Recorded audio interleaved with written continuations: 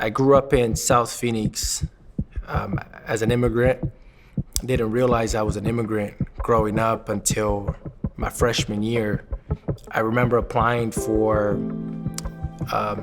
a school transfer program that they had at that time to get college credits, and hopefully you can graduate with an associate's. I remember applying for that, and I got turned down because I was undocumented. He was in one of those hopeless places. He had let on later on that he was an undocumented student, and so he thought the decisions I'm making now really won't matter. If I get good grades, awesome. I still can't afford college because it's 3 times as much as in-state tuition.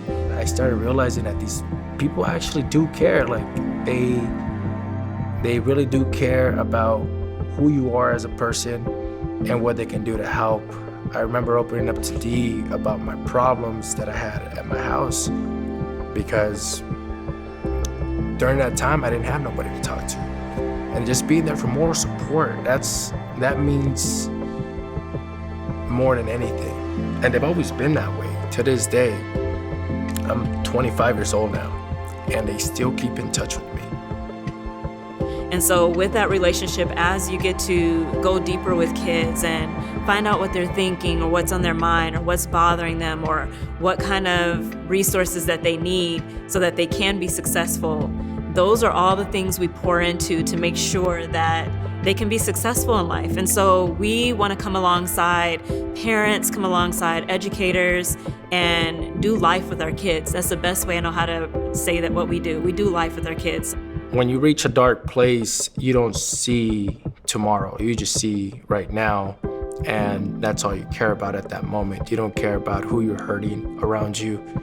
I remember doing things that I said I never would do. I didn't want to move forward anymore with schooling. I started hanging out with friends that were into gangs, drinking. I mean, they were selling drugs, robbing. A guy really involved with graffiti at the time. It's not just a job for me, it's really a calling.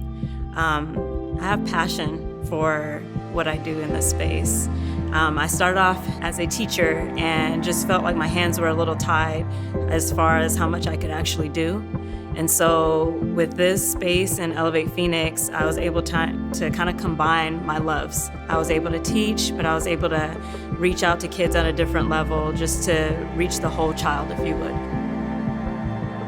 After he had graduated, he had started working a manual labor job, and Bob and Renee Parsons were kind of vetting our organization to kind of partner with us, and he was on his way to kind of come and share his story with them, and his car broke down on the way. He had to get a quick fix. It was hot in Phoenix, and he finally made it there. He had like some oil on his clothes and everything, and he apologized for how he looked. He apologized for his appearance, and just was able to share his heart with them. And that was what brought them alongside us in partnership. The next day when D called me and said that they were gonna be one of our investors and I was gonna get a scholarship, they came in and I became a full-time student at that point, and just opened the door for me to become the person I am today. It opened my eyes to that there's more out there in life, and it put me in a position now where I am today, successful in my industry, where I'm able now to give back. And I don't think I've ever actually thanked Bob and Renee, but I would like to thank them for changing my life. And now I want to be just like them, to hopefully change another kid's life that was in the same situation I am, and be able to just see that there is light at the end of this tunnel that we go through. And because as kids from urban communities, sometimes we get lost in the fact that we are a product of our environments. You hear that all the time. You're a product of your environment. You're a product of your environment. But no, we're not.